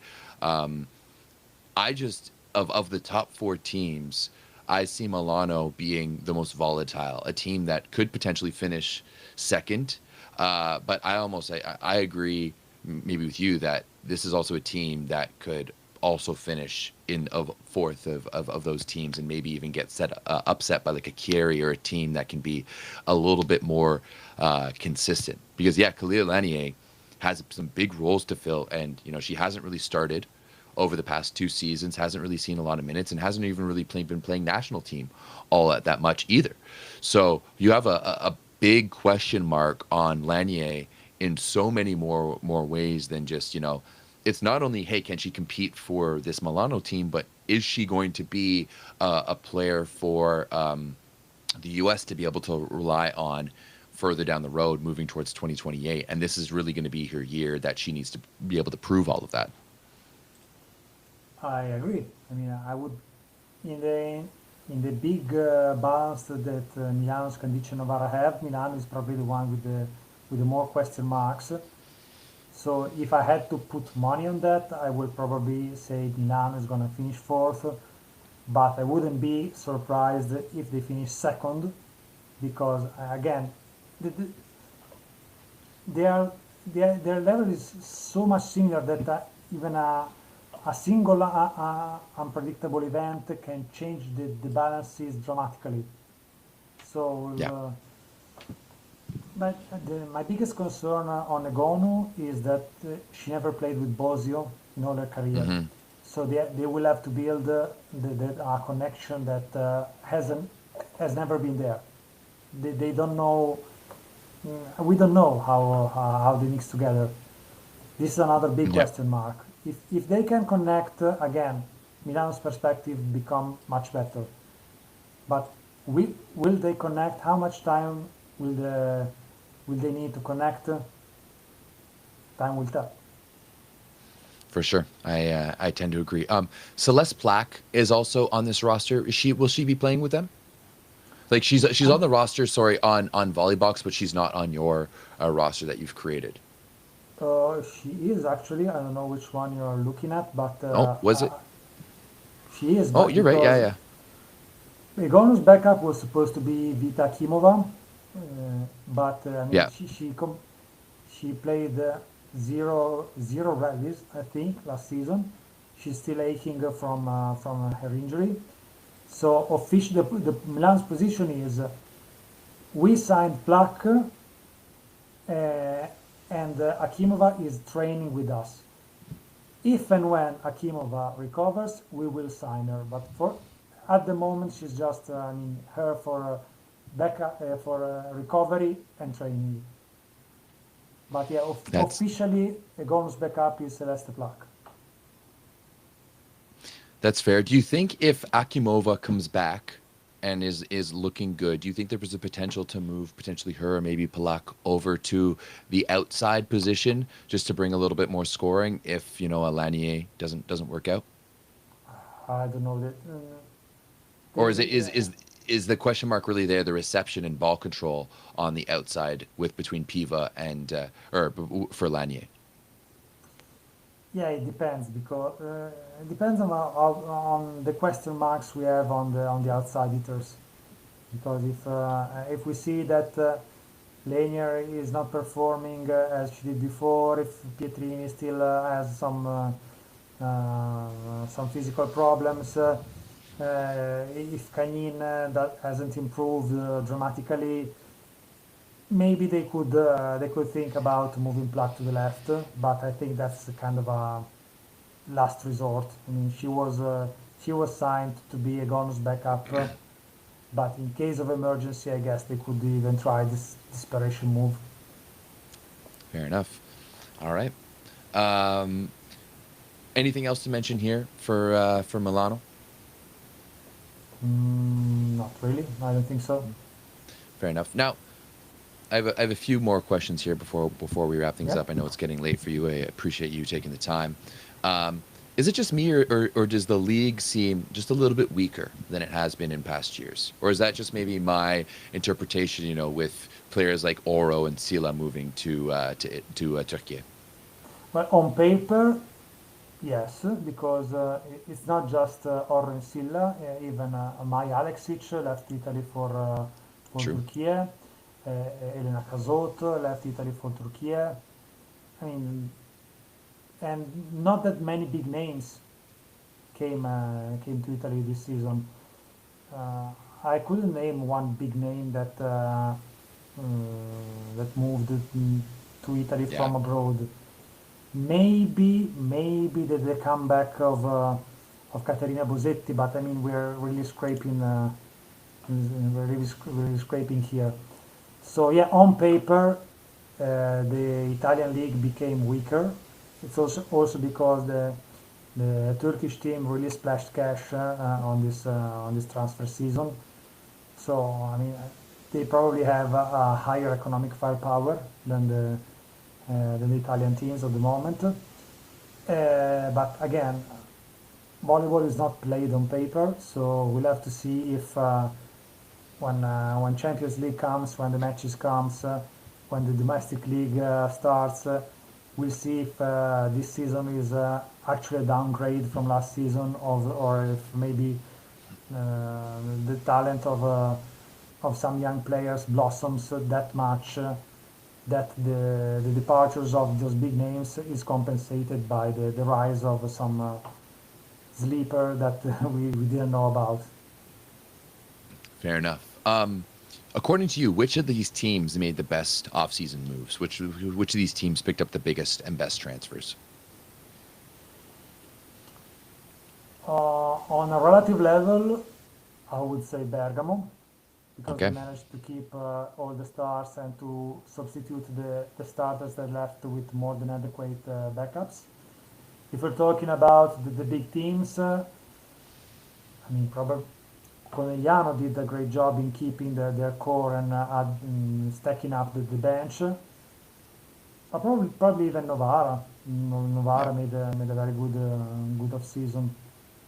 And maybe I would mention also Scandicci because they repaired somehow the huge stoogery they made last season, which was really a mess. Yeah. Now, of You're course, you're it's right. Scandicci, so they will probably fire Gaspari after two matches like they did last season, but hopefully they learn from their mistakes. Yeah. Hopefully you're not wrong. And finally, you've talked about a few of them, but if you had to say like 2, 3 players who we should watch out for to have breakout seasons, who would you bet your money on? Who do you think we should watch out for? Well, Martina Bracchi is one. I'm glad you said her because if you didn't, I was going to bring her up. So No, we're in agreement no, I there. have very high hopes for her. I would Chidera Eze, I would say, and if I have to a third name, I would either pick either Begum Kashmats or Mia Siftar. Okay. So Oh, and the Polish girl Ornok. Ornak. Okay. So Braki, Chidera Eze, this the setter, Ornak, Shiftar, and Begum.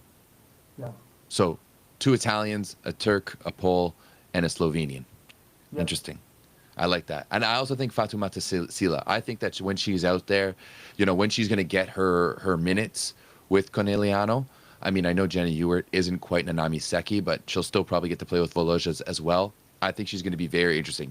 We talked about what the numbers looked like for Merita Digwe and Kalia Lanier playing in the past for Conegliano. I think Sila is going to also have put up some really good numbers for Conegliano.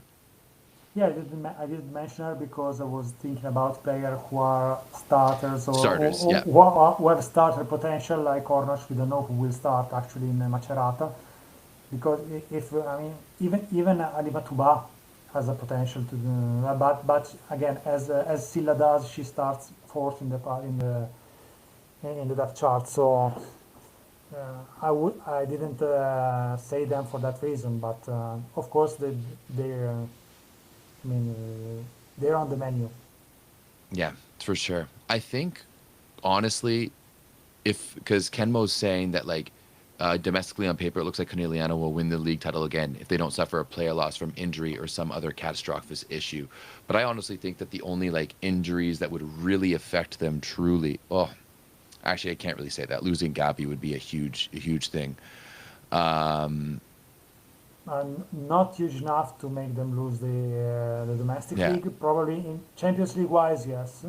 yeah. I But think I that think, like, losing Voloj to me would be yes, the big yes, difference, or Isabel Hawk. I know Digwe is very good, but Voloj to me is the big, like, if God forbid, knock on wood, that Aja Voloj goes down, then I think that would be a big yeah. difference. But even if She's you the lose Gabi, you yeah, yeah, she's the Aja is the less replaceable one, because even if Ak goes down, I mean, even if Adigua underperforms, they could adapt Dadrop to the right. I mean, there are options.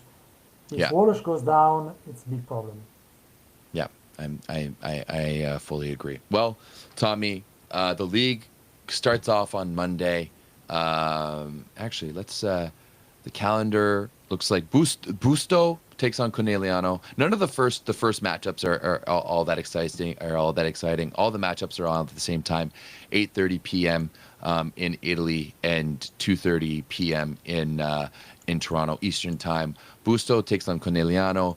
Monviso, formerly Pinerolo, takes on Scandicci. Firenze takes on Chieri. Perugia takes on Valafolia. Milano takes on Bergamo, which I think might be one of the more interesting ones.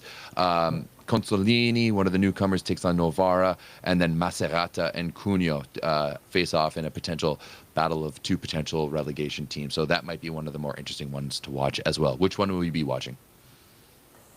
Probably the Bergamo game, the Bergamo match, because there Yeah, are all right. so many. The other two teams they are probably the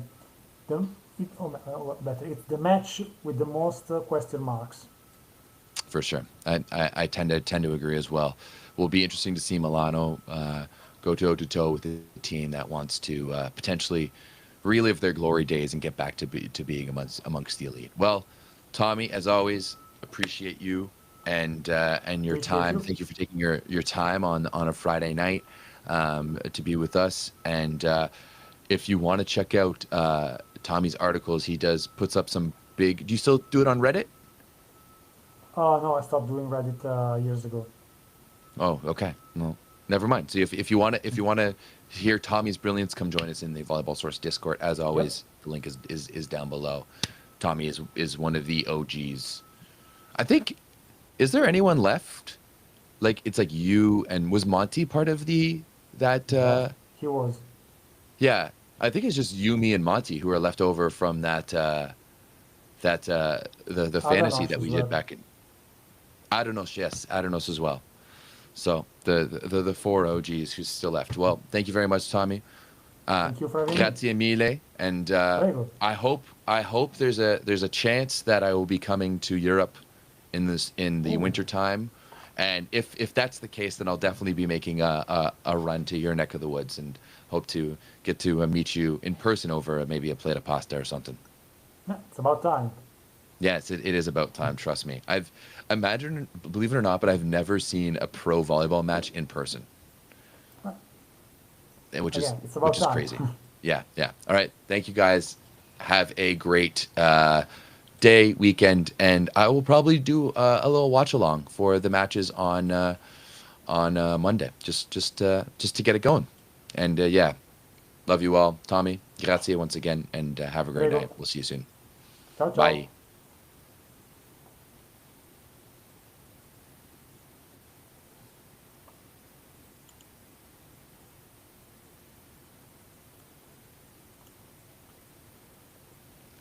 I just have to wait to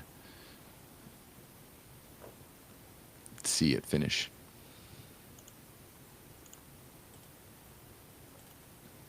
There we go. Awesome. Thank you so much, Tommy. Really appreciate that, as always.